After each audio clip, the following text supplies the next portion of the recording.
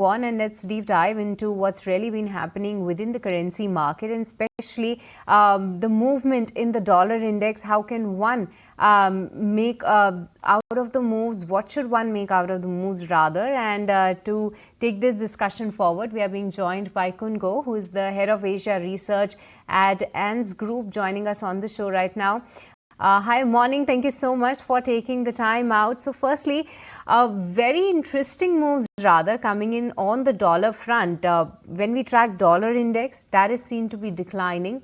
And interesting to note, it's coming at a time when the global growth is not looking that great. The geopolitical situation is still something that is developing and not panning out to be that great as well. And along with that, inflation concern still remains. The dollar is inching lower.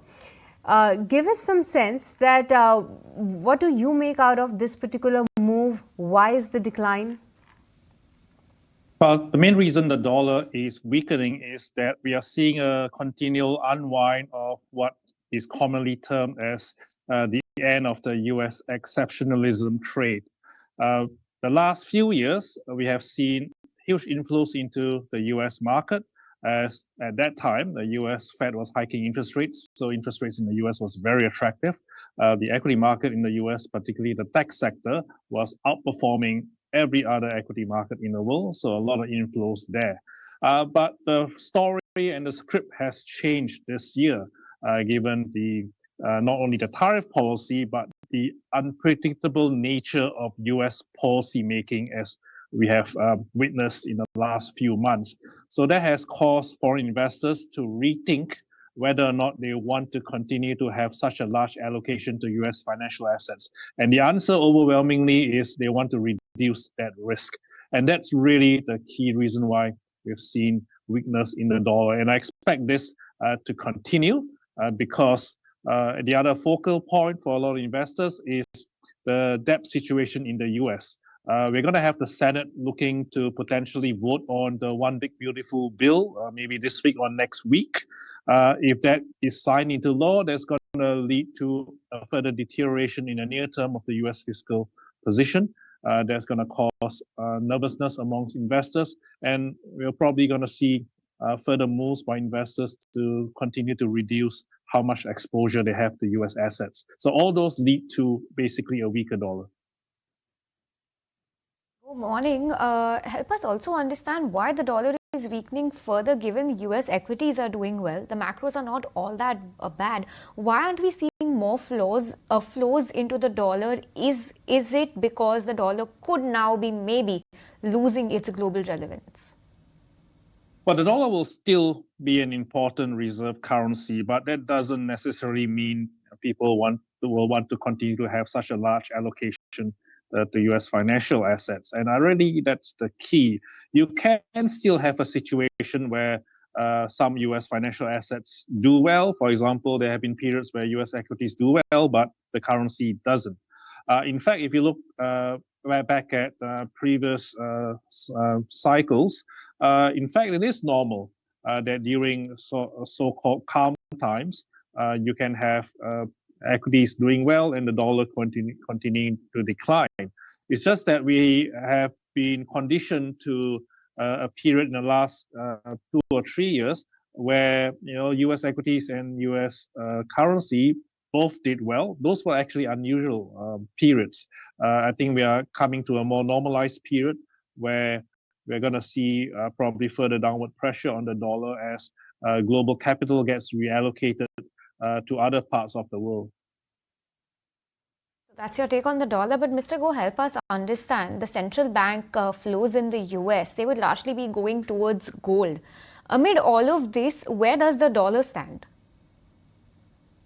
Well, if you look at how global central banks have been behaving, it's quite clear that they themselves are also looking to diversify away from the US dollar. And gold, of course, is one of the ways that they can do that. We've seen a lot of central banks around the world, particularly those in emerging markets, increasing their gold reserves. And I think that is a trend that will continue. So that's one way of diversifying. The second way of diversifying is, of course, to reduce how much US treasuries they hold. and look for other sovereign paper to allocate to. And again here, this is where things like credit ratings and the extent of the fiscal outlook becomes important. As we know, Moody's downgraded the US's AAA rating last month. So the US now no longer has a AAA rating from any of the three major rating agencies. So I think that is also in part causing some of the reallocation. And if you look around the world, there are only 9 countries that have AAA ratings from all three major rating agencies. And I think we're starting to see some of those diversification flows into those markets. So that includes Australia, that includes Singapore, and that's part of the reason why I believe the Singapore dollar has been extremely strong, because it has benefited from some of those diversification flows out of the US dollar. So are we in for this linear decline in dollar, or after a 8-9% decline, dollar in a sense could, or dollar index per se, could just settle here and there now? Look, in currency markets, nothing moves in a linear fashion. There will be periods where we're going to see a big move, and then a period of maybe consolidation or probably a bit of a technical rebound. And we saw a technical rebound in the last 2 weeks because of the geopolitical tensions in the Middle East. But if you look from a technical perspective, that was all that it is. It was a technical rebound. The DXY index, hit a key resistance level in one of the moving averages, and then when the geopolitical situation calmed down early this week, we've seen a resumption of the dollar decline. So I think this is a sort of pattern that we can expect. I think over the sort of medium term, over the next 1 to 2 years, our expectation is that the dollar will be on a continued decline. Our forecast is for the DXY to be at 95 by the end of the year, heading towards 91 or 92 by 2026 and 2027. It's not going to be a straight line, of course. There'll be periods where it will consolidate, it might recover, but if you smooth it out, our view is a further decline in the dollar over the next couple of years. I'd like to draw your attention to what is happening to other currencies, which is, let's say, Swiss franc and yen.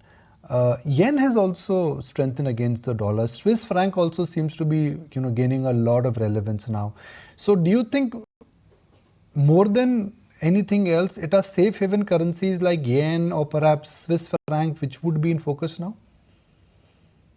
I mean, to be fair, I believe that the biggest beneficiary of dollar weakness will be the euro currency. Not necessarily the yen, not necessarily the Swiss franc. Now, for the Swiss franc, part of the reason is because the Swiss National Bank has just cut the interest rates to 0.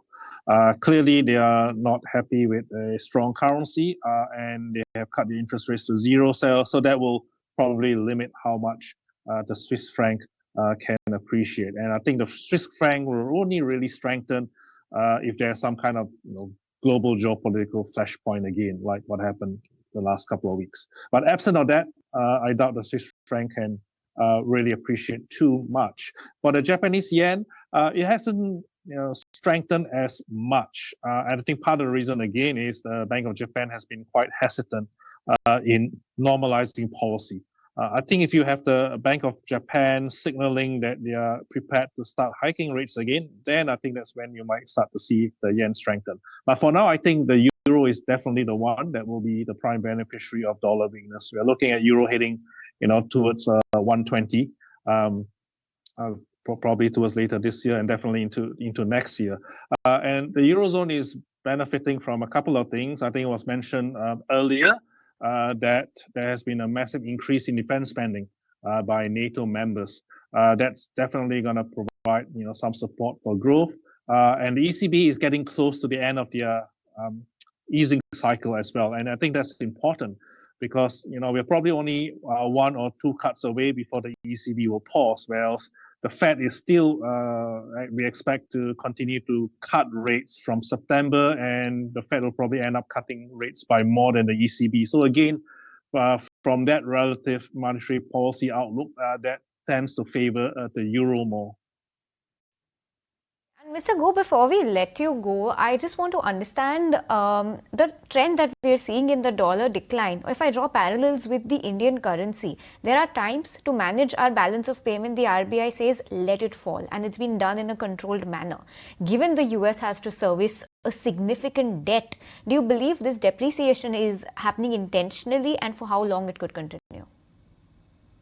Well, when it comes to the US, one of the benefit of being a reserve currency is that they can always print money, so they are not too concerned about whether or not the currency strengthens too much or weakens too much.